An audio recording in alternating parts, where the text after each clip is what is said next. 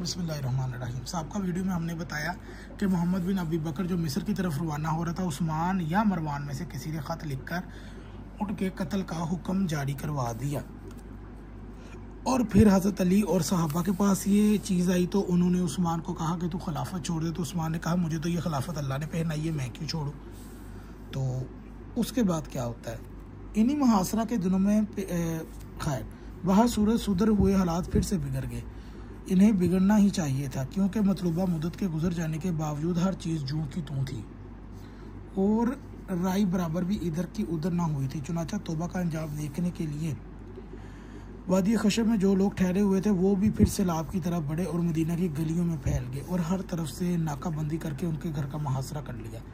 इन्हीं मुहासरा के दिनों में पैगम्बर के एक साहबी नियार इब्ने अय्याज ने हज़रत उस्मान से बातचीत करना चाहिए। बाज़ रवायात में साहबी का नाम नियार असरवी भी आया है और हज़रत उस्मान से बातचीत करना चाहिए और उनके यहाँ पहुँचकर इन्हें पुकारा। उन्होंने ऊपर से झांक कर देखा तो आपने कहा, ए उस्मान, खुदा के लिए इस खिलाफत से दस्तबरदार हो जाओ, मुसलमानों के इस खून खराबे से बचाओ। अभी वो बात कर ही रहा था कि हज़रत उस्मान के आदमियों में से एक ने तीर का निशाना बनाकर जान से मार डाला, जिस पर लोग भड़क उठे और पुकार कर कहा, नियार का कातिल हमारे हवाले करो।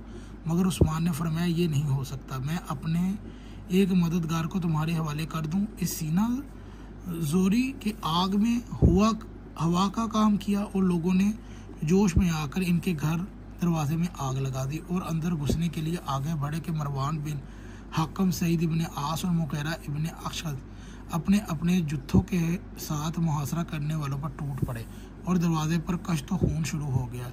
लोग घर के अंदर घुसना चाह रहे थे मगर इन्हें धकेल दिया गया। इतने में उमर इब्ने हज़ब अंसारी ने, जिनका मकान उस्मान के मकान से मुत्तसिल था, अपने घर का दरवाज़ा खोल दिया और ललकार कर कहा, इधर इधर से बढ़ो। ये है जी सहाबी ने, हज़रत उस्मान का जो पड़ोसी था उसने दरवाज़ा खोल दिया। चुनांचे मुहासरा करने वाले इस मकान के ज़रिए शान खिलाफत की छत पर पहुँच गए। ये है जी कत्ल उस्मान और पड़ोसी सहाबी ने उस्मान के कत्ल में पूरी यानी कि अपनी जोर लगा दी और वहाँ से घर के सहन में उतर कर तलवारें सौंत लें। अभी एक इधर झड़प हो नहीं पाई थी कि उस्मान के घर वालों के अलावा उनके हवा ख्वाब बनी उमैया मदीना की गलियों में भाग खड़े हुए और कुछ उम्मे हबीबा के घर जा पहुँचे, यानी कि नबी की बीवी, और जो रागे वो उस्मान के हक में नमक अदा करने हुए इसके साथ कत्ल हो गए।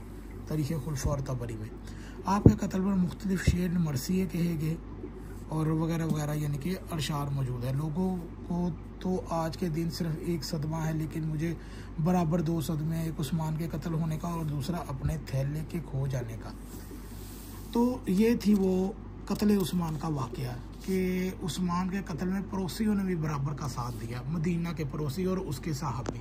तो उस्मान के कत्ल में तो सहाबा मुलव्वस थे। आने वाली वीडियो में बताएंगे कि फिर उसके बाद क्या हुआ कत्ल उस्मान के बाद।